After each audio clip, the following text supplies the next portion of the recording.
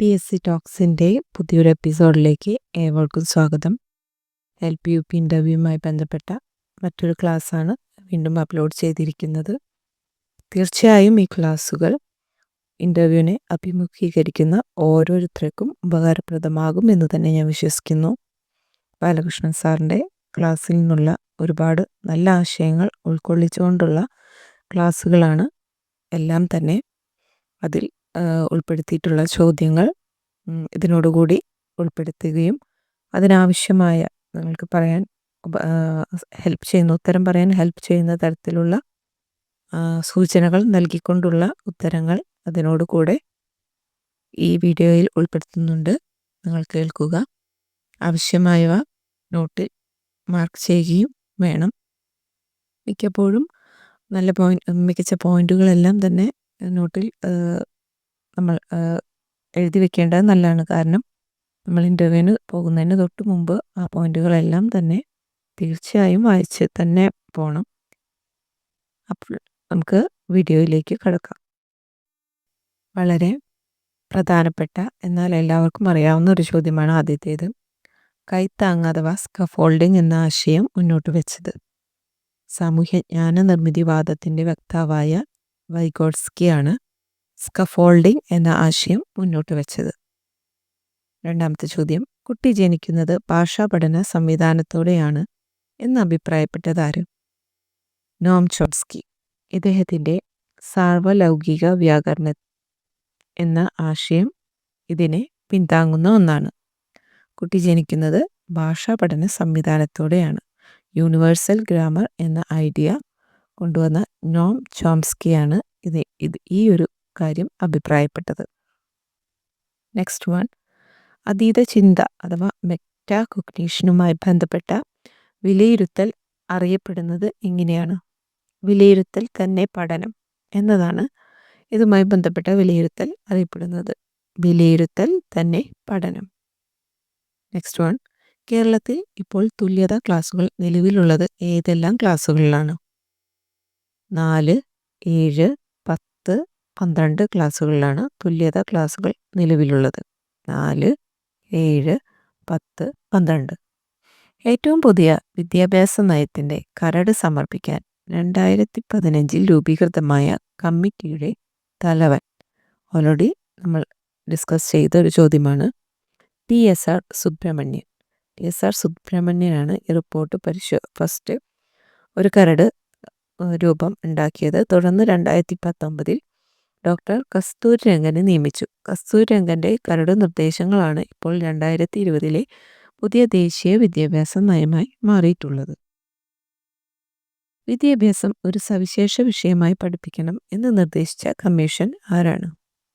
Calcutta university കമ്മീഷനാണ് വിദ്യാഭ്യാസം ഒരു സവിശേഷ വിഷയമായി പഠിപ്പിക്കണം എന്ന് നിർദ്ദേശിച്ച കമ്മീഷൻ. നെക്സ്റ്റ് വൺ, ബഹുവിധ ഇടപെടലുകളിലൂടെ ഗ്രാമീണ സ്കൂളുകളെ രാജ്യാന്തര നിലവാരത്തിലേക്ക് ഉയർത്തുവാനുള്ള കേരള സർക്കാരിൻ്റെ സംരംഭം അറിയപ്പെടുന്നത് ഏത് പേരിലാണ്? വളരെ ഇമ്പോർട്ടൻ്റ് ആയിട്ടുള്ള ഒരു ചോദ്യമാണ്. നമ്മുടെ സാധാരണ ഗവൺമെൻറ് സ്കൂളുകൾ ഇപ്പോൾ കാണുന്ന നിലവാരത്തിലേക്ക് ഉയർന്നത് ഏത് പദ്ധതിയിലൂടെയാണ് എന്നാണ് ചോദിക്കുന്നത്. പ്രിസം എന്ന പദ്ധതിയിലൂടെയാണ്.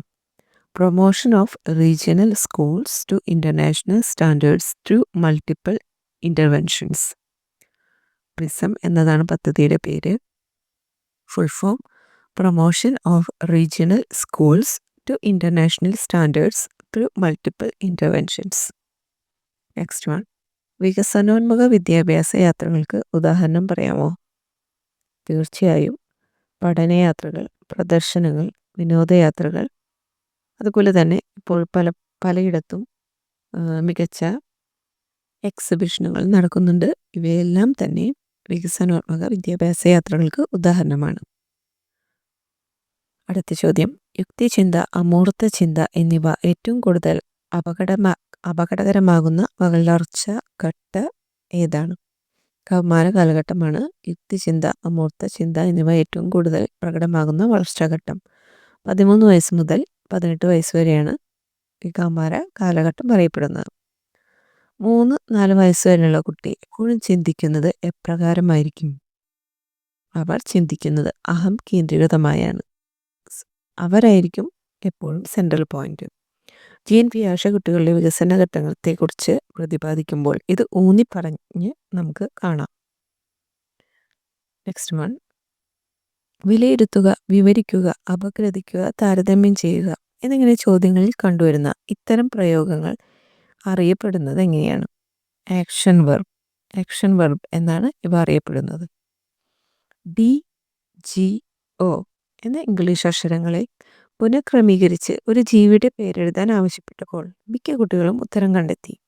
കുട്ടികൾ ഏത് തരം കഴിവാണ് ഇവിടെ പരിശോധിക്കുന്നത്? ഭാഷാപരമായ കഴിവുകളാണ് പരിശോധിക്കുന്നത്. 10 വയസ്സായ അനു എന്ന കുട്ടി ഒരിക്കലും ക്ലാസ്സിൽ അടങ്ങിയിരിക്കുന്നില്ല, ഒന്നിലും ശ്രദ്ധ കാട്ടുന്നില്ല. പഠന പ്രവർത്തനങ്ങളിൽ ശ്രദ്ധ കേന്ദ്രീകരിക്കാനോ പൂർത്തീകരിക്കാനോ അവന് സാധിക്കുന്നില്ല.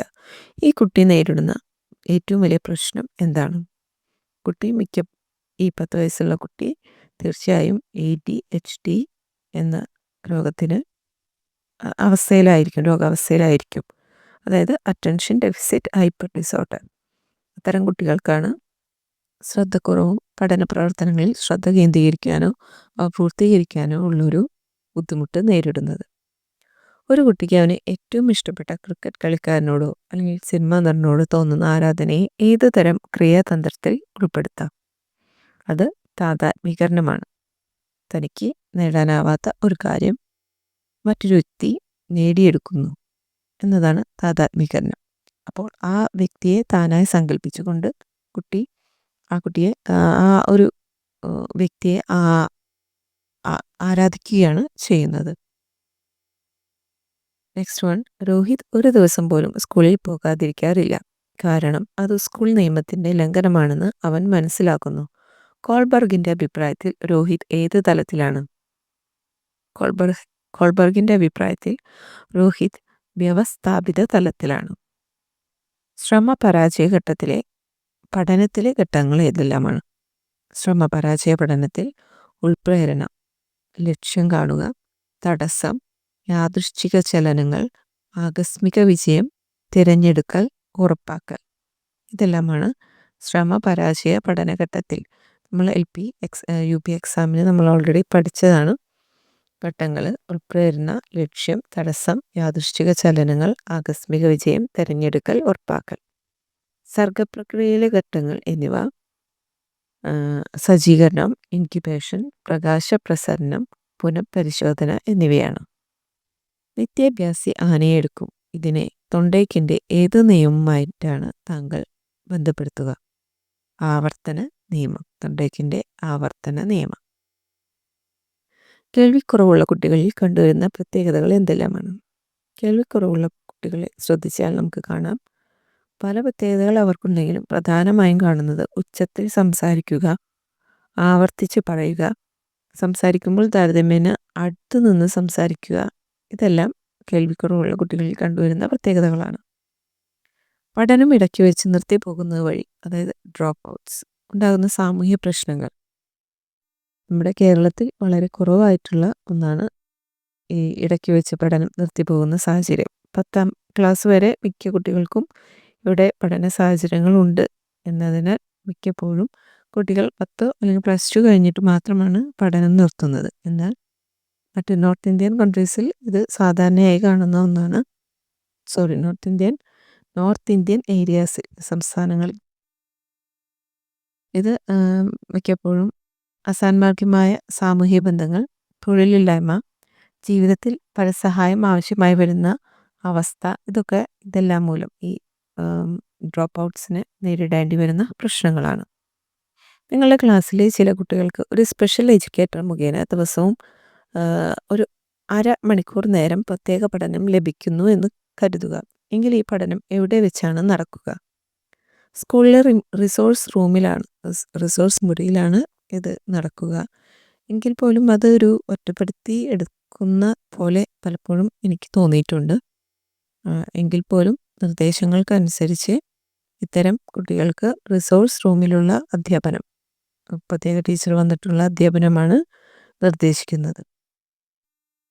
നെക്സ്റ്റ് വൺ, സർവശിക്ഷാ അഭിയാൻ്റെ ഏറ്റവും പരമമായ ലക്ഷ്യം പ്രാഥമിക വിദ്യാഭ്യാസത്തിൻ്റെ സാർവിക ലൗകികവൽക്കരണമാണ്.